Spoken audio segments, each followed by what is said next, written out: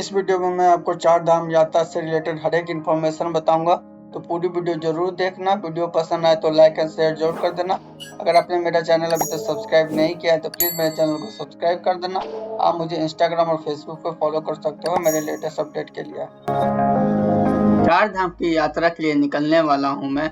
सुबह के बज रहे हैं 7। करता हूँ चार धाम की यात्रा की शुरुआत। हर हर महादेव। उत्तराखंड में होने वाले इस चार धाम की यात्रा को छोटी चार धाम की यात्रा के नाम से भी जाना जाता है, जिसमें यमुनोत्री, गंगोत्री, केदारनाथ और बद्रीनाथ धाम के दर्शन होते हैं। और इस यात्रा की शुरुआत होती है हरिद्वार से। मेरी इस बार की चार धाम की पूरी यात्रा कार से होने वाली है और आज हम सीधा जाएंगे यमुनोत्री धाम के लिए, जहां आज हम बरकोट में रुकेंगे और कल सुबह निकलेंगे यमुनोत्री धाम के दर्शन के लिए।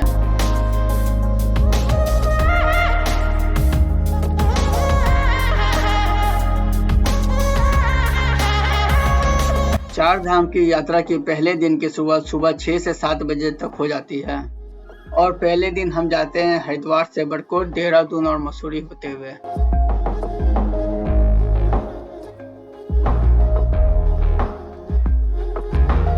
दूसरे दिन आप बरकोट से जानकी चट्टी जाएंगे बाई कार, जो कि 45 किलोमीटर का रास्ता है। उसके बाद जानकी चट्टी से 6 किलोमीटर का ट्रैक करके आप पहुंचेंगे यमुनोत्री धाम। और मेरी यात्रा की शुरुआत हो चुकी है और बस चल पड़ा हूँ मैं माता यमुनोत्री धाम के लिए, अपने पहले चार धाम के दर्शन करने के लिए। बोलो माता यमुनोत्री की जय। चार धाम की यात्रा अप्रैल के अंतिम या मई के शुरुआती दिनों में शुरू होती है और लगभग 6 महीने तक अक्टूबर या नवंबर तक चलती है। शुरुआती दिनों में आपको यात्रा करने में मुश्किल हो सकता है, क्योंकि इन दिनों में आपको भीड़ और ट्रैफिक जैसी समस्या का सामना करना पड़ सकता है और इस वजह से दर्शन भी नहीं हो पाते हैं कई लोगों के। जानकी चट्टी में भी होटल है रुकने के लिए, पर यहाँ सुविधा कम मिलती है और कार पार्किंग के लिए जगह भी नहीं है, तो इसी वजह से लोग बरकोट में रुकना ज्यादा पसंद करते हैं।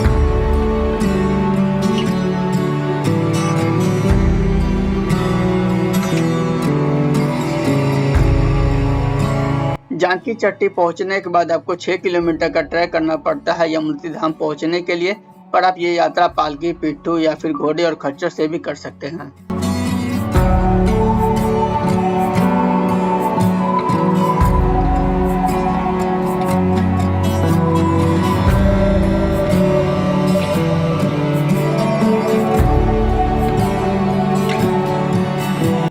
जब आप यमुनोत्री धाम की यात्रा के लिए जाते हैं तो यहाँ पे आपको चेकिंग होता है, जहाँ पे आपको रजिस्ट्रेशन दिखाना पड़ता है और आपको ऐसा पर्ची QR कोड मिलता है, जिसके बाद ही आप आगे यात्रा कर सकते हैं। तो आप जब भी यमुनोत्री धाम या किसी भी धाम के लिए यात्रा करें तो सबसे पहले रजिस्ट्रेशन कराना अनिवार्य है। उसके बाद अपना रजिस्ट्रेशन दिखा करके आप QR कोड ले लें, उसके बाद ही आप यात्रा के लिए आगे बढ़ें। स्क्रीन पर दिए गए वेबसाइट से आप चार धाम यात्रा का रजिस्ट्रेशन करा सकते हैं, जिसका लिंक मैंने डिस्क्रिप्शन बॉक्स में भी दे दिया है।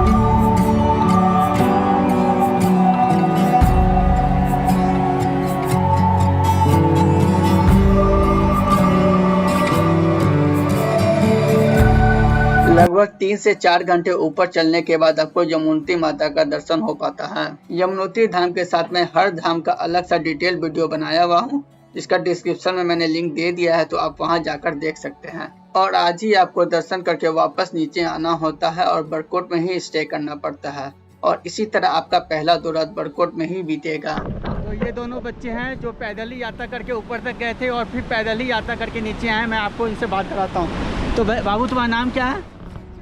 सक्षम कुमार। कितने साल के हो? 7 साल के। कोई दिक्कत नहीं हुआ यात्रा करने में? तुम्हारा क्या नाम है बाबू? सिद्धार्थ। तुम कितने साल के हो? 11 साल के। तो ये एक 7 साल का बच्चा और एक 11 साल का, ये पैदल ही ऊपर तक गया और फिर पैदल ही नीचे आया। तो बोलो यमुना मैया की जय।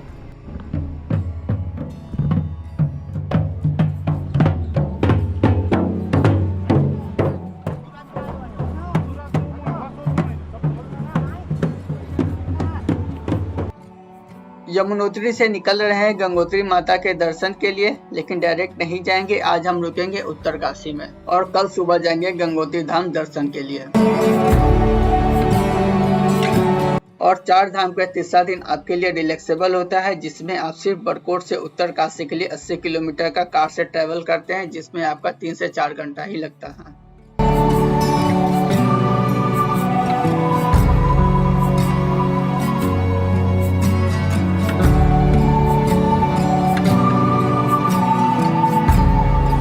चौथे दिन आप उत्तरकाशी से गंगोत्री धाम दर्शन के लिए जाते हैं।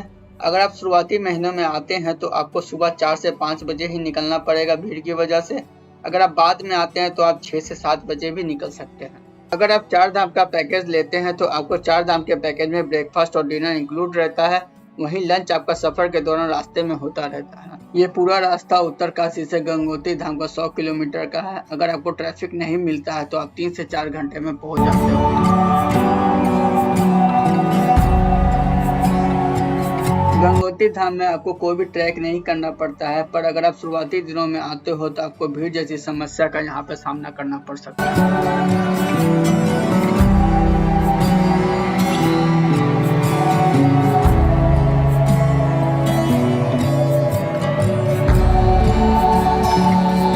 यहाँ आप 2 से 3 घंटे रुक कर वापस उत्तरकाशी के लिए जाएंगे, जहाँ आज आप उत्तरकाशी में ही स्टे करेंगे।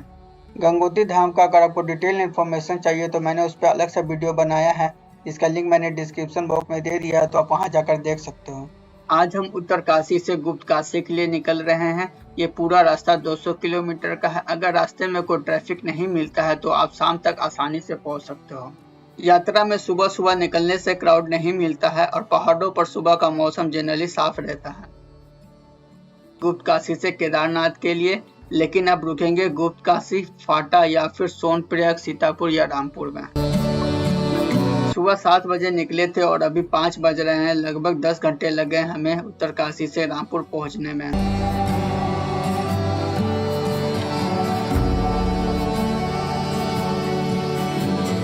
डे 6 आपकी यात्रा का सबसे कठिन दिन होगा, क्योंकि आज आप गुप्तकाशी, फाटा, रामपुर, सीतापुर जहां भी रुके होंगे वहां से पहले कार की यात्रा करना पड़ेगा।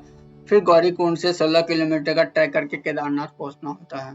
मैं रुका था रामपुर में। यहाँ से सोनप्रयाग 15 से 20 मिनट में पहुंचने में लगेगा। फिर वहां से शटल जीप लेकर गौरीकुंड पहुंचूंगा, जिसका एक साइड का किराया 50 रुपया होता है।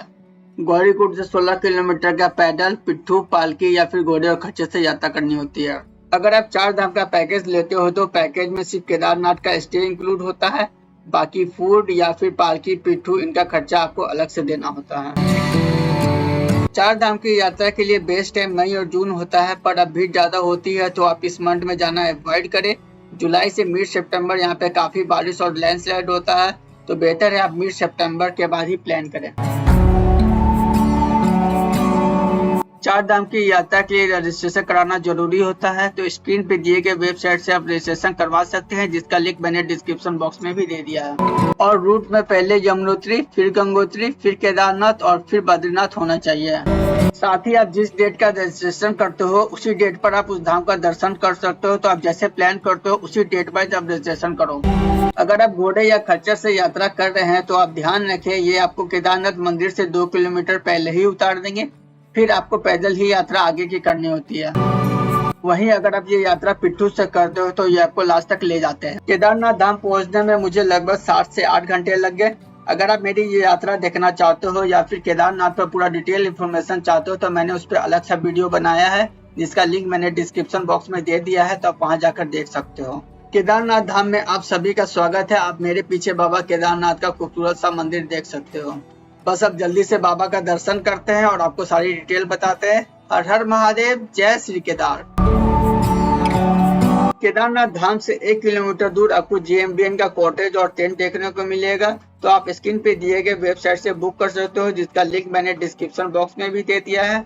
पर यहाँ एबिलिटी मिलना बहुत मुश्किल होता है। पर आपको प्राइवेट टेंट और होटल मिल जाएंगे, पर आपको यहाँ इतना फैसिलिटी देखने को नहीं मिलेगा। केदारनाथ धाम हो या फिर 4 धाम का कोई भी धाम, आप प्राइवेट होटल ऑनलाइन बुक ना करें, क्योंकि इनको अच्छे दाम मिल जाते हैं तो आपकी ऑनलाइन बुकिंग कैंसिल कर देते हैं। सिर्फ ट्रैवल एजेंट जो पैकेज देते हैं उनकी ऑनलाइन बुकिंग कैंसिल नहीं होती है। केदारनाथ धाम में आप छठे दिन ही दर्शन कर लें या फिर दूसरे दिन अर्ली मॉर्निंग दर्शन करके वापस गौरीकुंड के लिए उतरना शुरू कर दें और दोपहर 2 से 3 बजे तक आप जहां रुके हैं सीतापुर, रामपुर, गुप्तकाशी या फाटा वहां पहुंच जाएं। अगर आप हेलीकॉप्टर से यात्रा करना चाहते हो तो आप IRCTC के इस वेबसाइट से बुकिंग करवा सकते हो।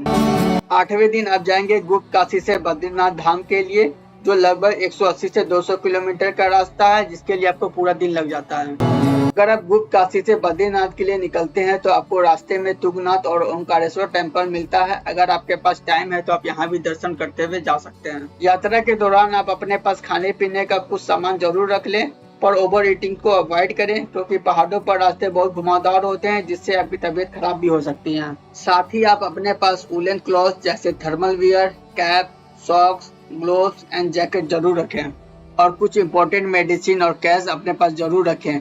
लगभग शाम के 6 बज रहे हैं और मैं बद्रीनाथ पहुंच गया हूं और हर बार की तरह इस बार भी मैं JBN का होटल डेवलप में ही स्टे कर रहा हूं। 4 धाम की यात्रा में आप बद्रीनाथ धाम एक ऐसा धाम है जहां बद्रीनाथ धाम में स्टे कर सकते हो, क्योंकि यमुनोत्री धाम में आप बरकोट में स्टे करते हो, गंगोत्री धाम में आप उत्तरकाशी में और केदार धाम में भी आप स्टे करते हो, पर वहाँ आपको सुविधा बहुत कम मिलती है। पर बद्रीनाथ में आपको अच्छे होटल मिल जाते हैं और अच्छी सुविधा के साथ, जो मंदिर के करीब मिलते हैं।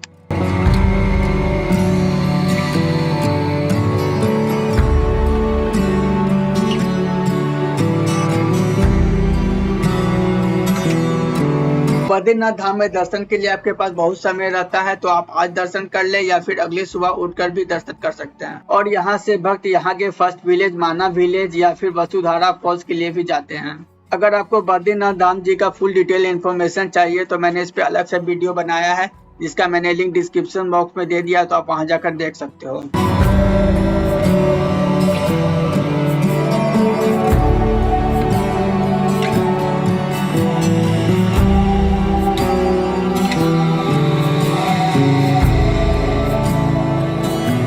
9वें दिन आप बद्रीनाथ से वापस हरिद्वार के लिए जाएंगे, जिसमें आप बीच में माँ धारी देवी जी का दर्शन करेंगे।